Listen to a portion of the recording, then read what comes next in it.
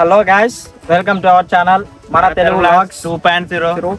ఈరోజు మన వ్లాగ్ వచ్చేసి శ్రీ లక్ష్మీ నరసింహస్వామి వారి టెంపుల్ యాదగిరి గుట్టకి వెళ్తున్నాము. అక్కడ గుడి చాలా ప్రత్యేకమైనటువంటి గుడి దగ్గరికి వెళ్ళేసి మనం ఒకసారి దర్శనం చేసుకున్నాక అసలు గుడి ఏ విధంగా కట్టారు, కొత్త గుడి కాబట్టి చాలా అద్భుతంగా ఉందంటారు అందరూ. సో మనం కూడా, నేనైతే ఫస్ట్ టైం వెళ్తున్నా, ఒకసారి వెళ్ళి చూద్దాం. అసలు గోపురం కూడా వచ్చేసి ఒకే రాయితో కట్టిరంట. అది ఏ విధంగా ఆర్కిటెక్చర్ చేసారు, డిజైనింగ్, బొమ్మలు సంథింగ్ అదంతా ఒకసారి వెళ్ళేసి చూద్దాం. మనం కూడా ఒకసారి ఛానల్లో చూపిద్దాం, మీ అందరు చూసి. I hope you like, share and subscribe. And మీ ఈ వీడియో వచ్చేసరికి మీకు ఏ విధంగా అనిపించిందో ఒకసారి కామెంట్ తెలియజేయండి. చాలా మంది చూస్తారు కానీ ఎవరు సబ్స్క్రైబ్ చేసుకుంటలేరు, 60% సబ్స్క్రైబ్ చేస్తలేరు. ఓకే, చలో స్టార్ట్ చేద్దాం.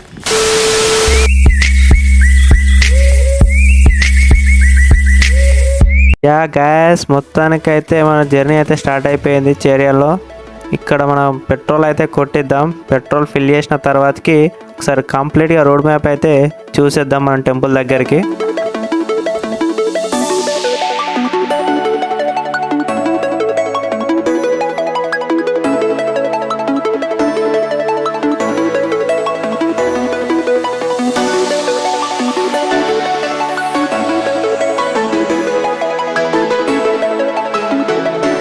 గుడి దగ్గరికి అయితే వచ్చేసాం. మనకి సైడ్లో కనిపిస్తున్న అపార్ట్మెంట్ వచ్చేసి గదులని కిరాయికి ఇచ్చేవి.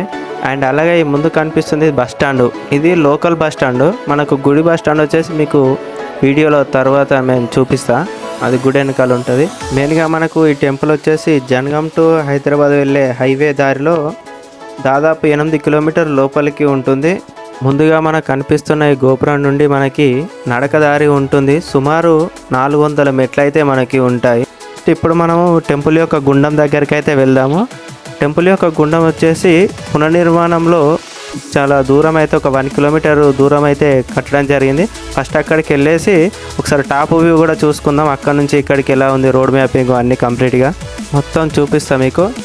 మనకు ఇక్కడ కనిపిస్తుంది వచ్చేసి మొత్తం పార్కింగ్ ఏరియా అన్నమాట. ఇదే మనకు ఫస్ట్ స్టార్టింగ్లో ఉంటుంది.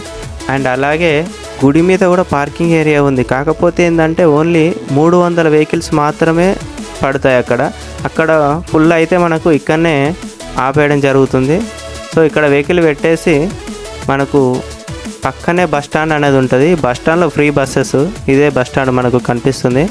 ఇక్కడ ఎక్కేసి డైరెక్ట్ గుట్ట మీదకి అయితే వెళ్ళేయచ్చు. సపరేట్ బస్ రూట్ అన్నట్టు ఇది భక్తులందరికీ ఫ్రీ బస్సెస్ అన్నమాట. అండ్ దీని పక్కనే వచ్చేసి కోనేరు, దానికి ఆపోజిటే తలలీలాలు ఇచ్చే అయితే మనకు ఉంటాయి. మనకు ఎవరు చెప్పినటువంటిది ఏంటిదంటే, మనకు తలలీలాల పక్కన మనకు అన్నప్రసాదం అనే ఇక్కడ మనకు 12 గంటల నుంచి మధ్యాహ్నం 2 గంటల వరకు అయితే ఫ్రీ భోజనం ఒక 500 మందికి అయితే పెట్టడం జరుగుతుంది. మనం ఇప్పుడు చూసుకున్నట్టయితే మనకు లెఫ్ట్ సైడ్లో కనిపిస్తుంది తలనీళ్ళు ఇచ్చేది. అండ్ అలాగే రైట్ సైడ్ కనిపిస్తుంది మనకు గుండం అన్న.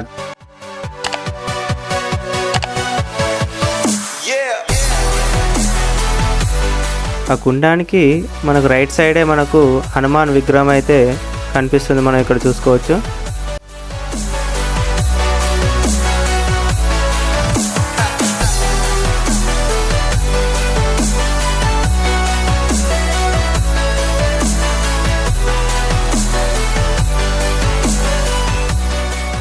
వాటర్ అయితే చాలా ఫ్రెష్గా ఉన్నాయి. మిషన్ బైర్ అయితే వాటర్ అయినట్ట ఎప్పటికప్పుడు పంపింగ్ అవుతున్నాయి.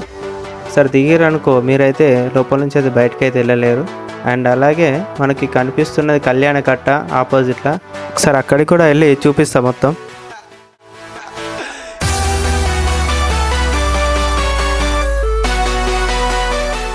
మనకి రూమ్లోకి ఎంటర్ కాగానే లెఫ్ట్ సైడ్లో మనకు ఇక్కడ టోకెన్ తీసుకొని లోపలికి అయితే వెళ్ళాలి. ఇక్కడ ఉన్న భక్తులు ఎందరో ఆ స్వామివారికి తలనీళ్లను సమర్పించుకుంటున్నారు. ఇప్పుడు మనం ఇక్కడ పార్కింగ్ ఏరియా చూసాం, బస్ స్టాండ్ ఏరియా చూసాం. అండ్ అలాగే గుండం ఏ విధంగా ఉంటుందో చూసాం కదా. ఇక్కడ నుంచి ఫ్రీ బస్సెస్ గుట్ట మీదకి ఏ విధంగా వెళ్తాయో చూద్దాం ఒకసారి. బస్ రూట్, ఈ రూట్లో ఓన్లీ బస్సెస్నే అలో చేస్తారు. అండ్ అలాగే మనం ఫస్ట్ స్టార్టింగ్లో చూసుకున్న స్టెప్స్ గోపురం దగ్గరికి అయితే ఏ విధంగా వెళ్తారో గుండం దగ్గర నుంచి, అది కూడా ఒకసారి రూట్ మ్యాప్ చూద్దాం. సో బండి మీద అయితే ఈ విధంగా మ్యాప్లో చూపించినట్టు మనం అక్కడికైతే డైరెక్ట్ పోవచ్చు. మనం ఇక్కడ చూసుకున్నట్టయితే గుడి యొక్క సిబ్బంది నిరంతరం వర్క్ చేస్తూనే మనకు రోడ్లు కానీ ఇరువైపులు ఉన్న చెట్లు కానీ చాలా మెయింటెనెన్స్ బాగా చూసుకుంటున్నారు. అండ్ అలాగే మనకు గుడి చుట్టూ మొత్తం ప్రకృతితో నింపేశారు, మొత్తం చెట్లే బాగున్నది. బ్యూటిఫుల్ వ్యూ చూసుకున్నట్టయితే ఒకసారి మనం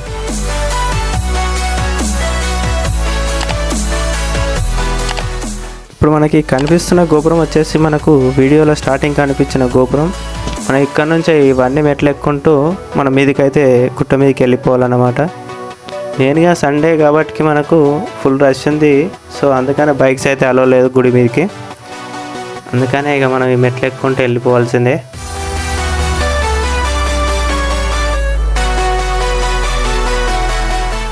చాలా ఎండ కొడుతుంది కాబట్టి కొంచెం బండలు అయితే కాలుతా ఉన్నాయి.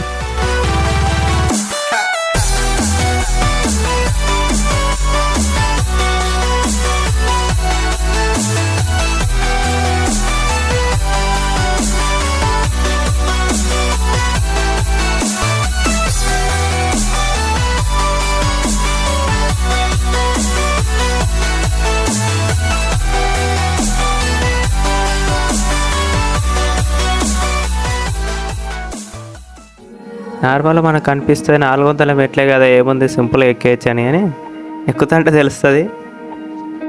ఫుల్ ఎండ, కింద పండలేమో కాళ్ళు. మొత్తానికైతే మీ దాకా వచ్చేసాం.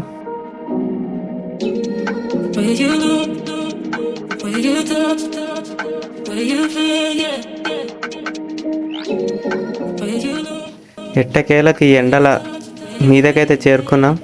మనకిప్పుడు ఇక్కడ కనిపిస్తున్న ఈ ఖాళీ ప్లేస్ మొత్తం మన పాతది కోనేరు అన్నమాట. ఇక్కడనే ఉండే పాతది అంటే గుండము. ఇది టెంపుల్ మీద ఆంజనేయ స్వామి టెంపుల్ అయితే మనకు ఉంటుంది. మనకి ఎంట్రన్స్లోనే ఉంటుంది ఫస్ట్.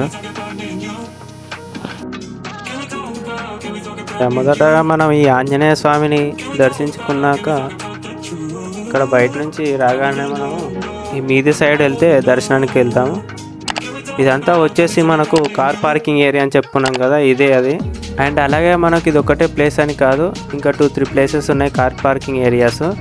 మనకు వచ్చేసి ఇది బస్ స్టాండ్ కూడా ఇదే అన్నమాట. మనం ఫ్రీ బస్సెస్ అని చెప్పుకున్నాక అక్కడ బస్ ఎక్కిన వాళ్ళు ఇక్కడనే దిగుతారు. అండ్ అలాగే కంప్లీట్ అయిన వాళ్ళు కూడా ఇక్కడనే బస్ ఎక్కి వెళ్ళిపోవచ్చు అన్నట్టు.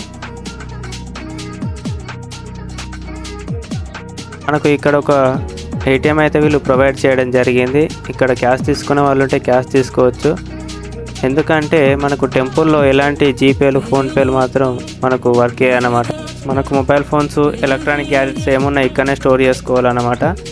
మీ దగ్గర ఏమైనా ఎక్స్పెన్సివ్ ఐటమ్ ఏమైనా ఉంటే బ్యాగ్లో పెట్టకపోవడమే మంచిది. సో ఇది కంప్లీట్ రో వచ్చేసి మొత్తం ఫైనల్ లాస్ట్లో మనకు ఉచిత దర్శనం ఇక్కడనే ఉంటుంది. ఇదే మనకి కమాన్ కింద నుంచే మనకు బస్సెస్, ఆటోస్, కార్స్ అన్నీ ఎంట్రీ అన్నమాట గుడి మీదకి. అలాగే మీ సైడ్ చూసుకున్న ఇది కూడా పార్కింగ్, అండ్ ఇటు సైడ్ కూడా పార్కింగ్ ఉంది. మనకు స్వామివారిని దర్శించుకోవాలంటే దాదాపు 4 ఫ్లోర్స్ మీదికైతే రావాల్సి ఉంటుంది క్యూ లైన్లో. స్వామివారిని దర్శించుకొని వెళ్ళే దారిలో మనకి ఇక్కడ ప్రసాద విక్రయ కేంద్రం ఉంటుంది. మనకి ఇక్కడనే నంబర్ ఆఫ్ కౌంటర్స్ వీళ్ళు ప్రొవైడ్ చేశారు ప్రసాదం తీసుకోవడానికి కౌంటర్స్ అన్నట్టు. స్వామివారి లడ్డు, పులిహోర లాంటివి ఇక్కడనే దొరుకుతాయి. ఈ గోల్డ్ కలర్లో కనిపిస్తుంది అంతా క్యూ లైన్ అన్నమాట. కింద భక్తులు ఉచిత దర్శనానికి క్యూ లైన్ కట్టారు కదా, వాళ్ళంతా ఇక్కడ మీదికైతే ఇక్కడ దాకా వచ్చేస్తారు. మళ్ళీ ఎక్కడి నుంచి స్టార్ట్ పెడితే చూసుకున్నట్టయితే మనకు చాలా ఫుల్ పబ్లిక్ ఉన్నారు. వీళ్ళంతా మెయిన్ గోపురం దగ్గర దాకా ఉంటుంది అన్నట్టు క్యూ లైన్. ముఖ్యంగా ఏంటంటే లక్ష్మీ నరసింహస్వామి ఒకటే ప్రతిరూపం ఉంటుంది, కానీ యాదాద్రి శ్రీ లక్ష్మీ నరసింహస్వామి విశిష్టత ఏంటంటే పంచముఖ లక్ష్మీ నరసింహస్వామి అని పిలుస్తారు. ఎందుకంటే ఇది స్వయంభు కాబట్టి. అండ్ దాంట్లో వచ్చేసరికి ఆ స్వామివారికి 5 అవతారాలు అయితే ఉన్నాయి. ఆ అవతారాలు ఏంటంటే జ్వాల నరసింహస్వామి, యోగానంద నరసింహస్వామి, గండపేరుండ నరసింహస్వామి, ఉగ్ర నరసింహస్వామి అండ్ లక్ష్మీ నరసింహస్వామి. సో ఈ రూపాలన్నీ మనం షార్ట్ వీడియోలోనే అప్లోడ్ చేస్తే అందులో చూసుకుందాం. కానీ గుడి దగ్గరకు వచ్చేసరికి మనకు ఈ 5 నమూనాలు ఒకే చోట ఉండటం వలన విశిష్టమైన ప్రత్యేకమైన పేరు వచ్చిందన్నమాట. ఇక మనకి మెయిన్గా స్పెషల్ దర్శనం వచ్చేసి ప్రత్యేక దర్శనానికి ఈచ్ వన్ పర్సన్కి 150 రూపీస్ ఛార్జ్ చేస్తున్నారు. అండ్ అలాగే బ్రేక్ దర్శనానికి 300 రూపీస్ ఛార్జ్ చేస్తున్నారు. మనకు మెయిన్ ఈ దర్శనం వచ్చేసి గుడి పైనే ఉంటుంది. జస్ట్ ఇక్కడ టర్నింగ్ నుంచి ఆ గోపురం దగ్గరికి వెళ్తే అయిపోద్ది. పబ్లిక్ కూడా ఎక్కువనే ఉన్నారు, కానీ అయినా కూడా మనకు స్పెషల్ దర్శనంలో ఎక్కువ పబ్లిక్ అయితే లేరు.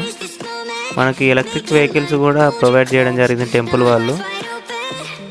టికెట్ ఎంతో తెలియదు, కానీ మనకు గుడి మొత్తం తింపి చూపిస్తారు. అండ్ అలాగే మనకి కనిపిస్తున్న గోపురం వచ్చేసి ఈస్ట్ గోపురం అంటారు. ఈస్ట్ గోపురం నుండి ఎంటర్ కాగానే ఫస్ట్ మనకు స్టెప్స్ ఉంటాయి. స్టెప్స్ నుంచి కిందకు దిగగానే స్వామివారి దర్శనానికి పోవచ్చు. గర్భాలయానికి వెళ్ళే దారిలో చాలా అద్భుతమైన శిల్పాలను మనం చూడవచ్చు. అండ్ లైట్స్తో చాలా అద్భుతంగా ఉంటుంది గర్భాలయంలో. అండ్ అలాగే ఈ గుడిలో మొత్తం 600 విగ్రహాలు ఉన్నాయంట. ఒకసారి టెంపుల్లో ఎలా ఉంటుందో ఒక షార్ట్ వీడియో మనకి ప్లే చేస్తా. అండ్ అలాగే గుడిలోకి ఎలాంటి మొబైల్ ఫోన్స్ కానీ కెమెరాస్ కానీ ఎంట్రీ అయితే లేదు. గుడిలోకి యూజువల్గా టెంపుల్ ఓపెన్ చేసినప్పుడు తీసిన వీడియో అది. మీకు కంప్లీట్ గుడి నిర్మాణానికి కేవలం బ్లాక్ స్టోన్ మాత్రమే వాడారంట. ఈ బ్లాక్ స్టోన్ని కృష్ణశిల అని కూడా అంటారు. ఒకే ప్లేస్ నుండి తెప్పించారు. గుడిని అయితే మొత్తం ఒకే రాయితో కట్టడం జరిగింది. చాలా టెంపుల్స్లలో 3 లేదా 4 రకాల స్టోన్స్ యూజ్ చేసి కడతారు. ఒకే రాయిని యూజ్ చేసి నిర్మించిన ఏకైక గుడి మనకు ఇది ఒకటే. అలాగే ఈ రాళ్ళ మధ్య సిమెంట్ లాంటివి వాడలేదంట. పూర్వం పద్ధతుల్లోనే సున్నం, అలోవెరా లాంటి రసాయనాలు మాత్రమే వాడారంట. ఈ క్షేత్రం కోసం మన తెలంగాణ గవర్నమెంట్ 1200 కోట్లు అయితే ఖర్చు పెట్టారు.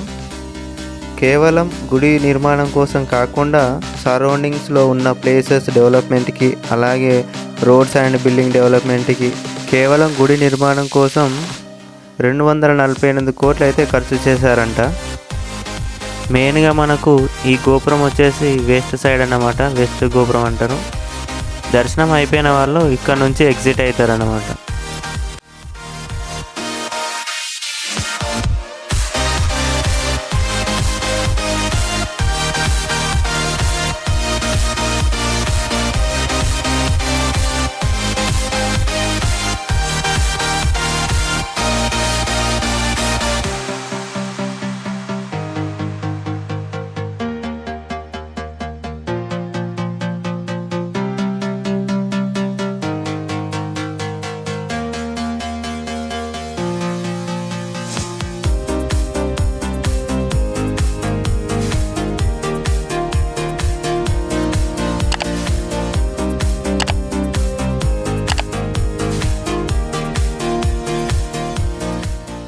ఫైనల్గా మనము కిందికి వస్తుంటే మనకు రైట్ సైడ్ రామలింగేశ్వర స్వామి టెంపుల్ అయితే మనకు కనిపిస్తుంది. నేను స్వామివారి ఆపోజిట్ మనకు పెద్ద నంది అయితే కనిపిస్తుంది చూడండి. సో లోపల ఫోన్ అయితే అలో లేదు. సో ఇది ఇవాళ video friends. Do like, share and subscribe our video. ఒకసారి కామెంట్ ఏ విధంగా ఉందో ఒకసారి కామెంట్ తెలియజేయండి. అండ్ అలాగే సబ్స్క్రైబ్ చేయడం మాత్రం మర్చిపోకండి. Thanks for watching.